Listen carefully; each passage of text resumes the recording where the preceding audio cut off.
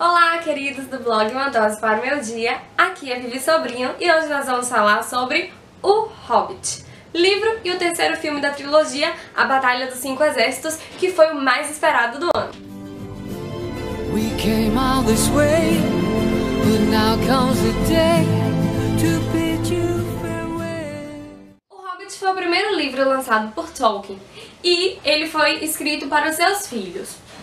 Foi lançado em 1937 e vendeu milhões de cópias ao redor do mundo inteiro, se tornando, de acordo com The Times, o livro mais influente da nossa geração. Um dos mais influentes da nossa geração. Pelo menos é o que diz aqui na orelha do livro.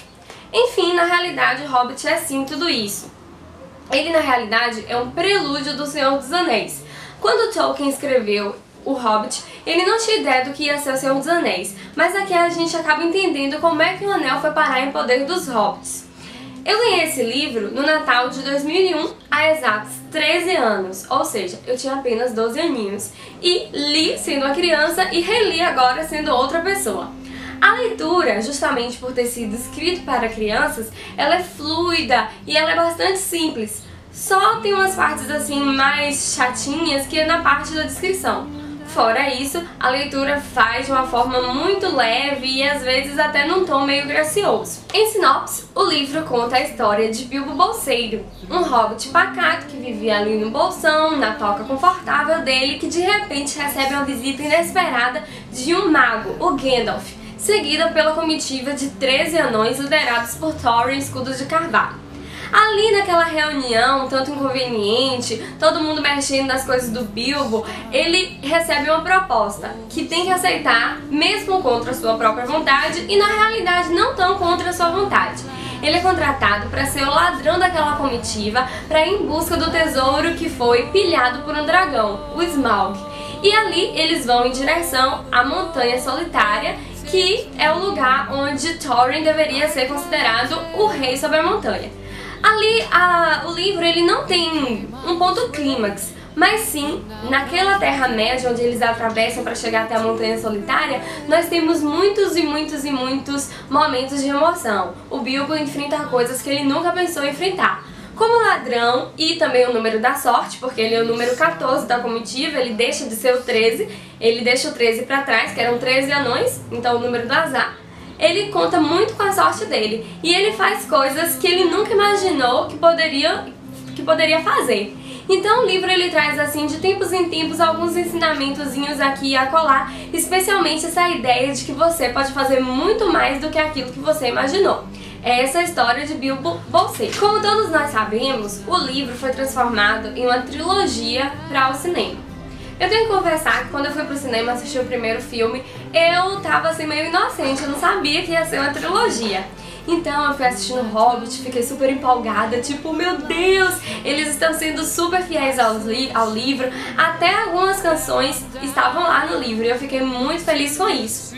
Eu e Ciro, meu esposo, que já tínhamos lido o livro, a gente ficou super encantado com aquilo que estava passando no cinema. Só que a Aninha, que é nossa amiga aqui do blog também, e Matheus, o esposo dela, estavam meio que dormindo, gente, o filme inteiro. Então a gente percebeu que o filme, na realidade, só funcionou para quem tinha lido o livro. Porque quem não leu o livro, para quem não leu o livro, o primeiro filme foi realmente um desastre. Com vontade de valendo até sono no cinema. O Peter Jackson, o diretor do filme, ele inseriu no Hobbit alguns dos personagens que não existiam no Hobbit, mas estavam no Senhor dos Anéis. Isso muito provavelmente para criar assim uma conexão com o público que já havia assistido a primeira trilogia. Foi o caso de Legolas, foi o caso de Sauron e até mesmo de Tauriel. Ele também criou um romance que não existia no livro, um triângulo amoroso entre Tauriel, o Legolas e um dos anões, o Fili. Pra mim esse romance não deu muito certo, mas na realidade esse amor platônico foi responsável por algumas coisas que aconteceram no terceiro filme, A Batalha dos Cinco Exércitos. O filme começa quando Smaug é acordado de seu sono profundo por Bilbo e os anões da comitiva, e ele desce em direção à cidade do lago ardendo, com o coração irado, porque aqueles anões insolentes e aquele pequeno hobbit tinham invadido seu covil e roubado uma das suas peças valorosas. Então ele desce para queimar tudo em nome dessa ira. Só que lá ele dá de cara com Bart, que é interpretado pelo Luke Evans, que fez um papel brilhante.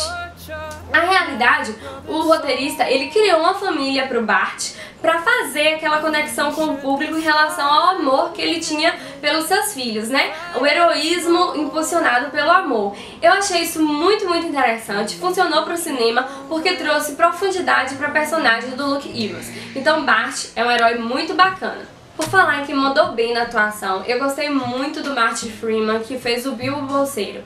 Eu achei que ele conseguiu captar a essência do Hobbit que o Tolkien queria passar. O Hobbit Bilbo é aquele cara que ele é medroso, se acha medroso, mas no fundo ele é banhado por uma coragem que nem ele mesmo sabe que tem, e também tem um coração muito bom, muito simples, muito puro. Eu achei que ele conseguiu transmitir isso pra gente.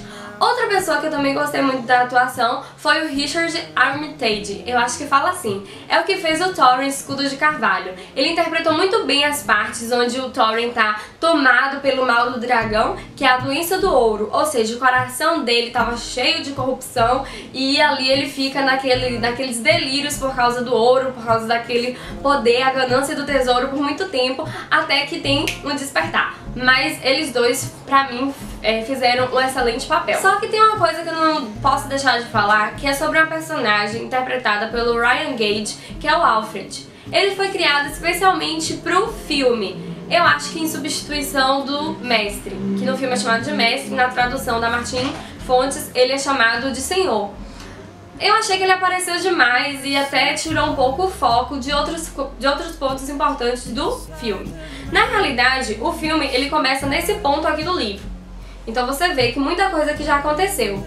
E isso faz com que o filme dê ênfase em certas coisas que o Tolkien apenas cita ou detalha, só que não com tanta profundidade.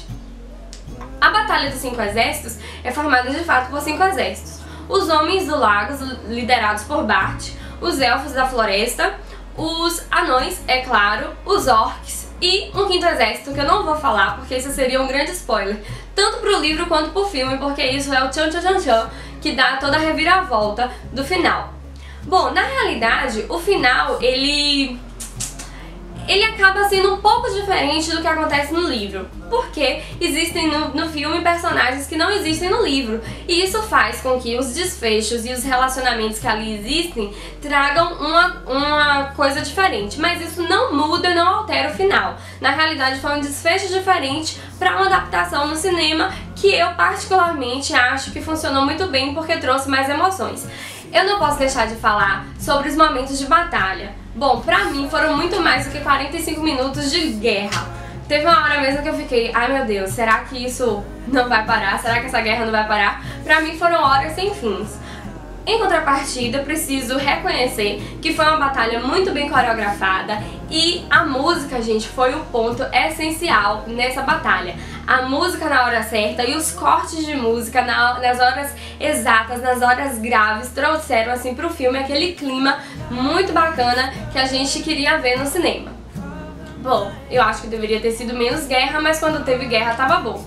Só que por outro lado, tudo aquilo que eu falei sobre os efeitos especiais maravilhosos na presença de Smaug, o dragão, foi realmente um desastre quando apareceu o Sauron, que nem tá no livro, mas ele apareceu pra criar aquele enredo e também aqueles fantasmas. Eu fiquei pensando, meu Deus, quem foi que fez esses efeitos especiais? Provavelmente um parente muito querido do diretor pra isso daqui tá no filme, né? Porque realmente baixou o nível. Fora isso, o filme foi realmente muito bom.